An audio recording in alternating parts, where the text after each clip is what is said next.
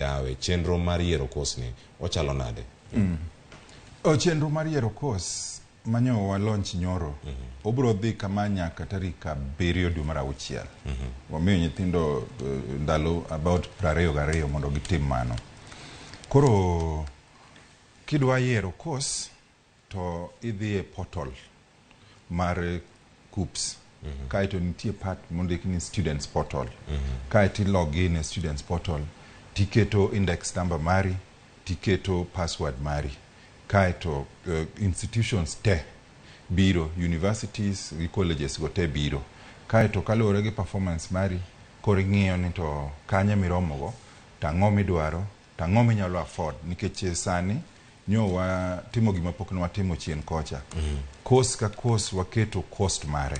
Koro ing'iyo ni to course madwa timo ni en odhi costa pesa di.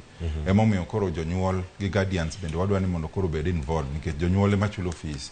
Koro sama nyithindo yiero course, winjo bed ni giyiero course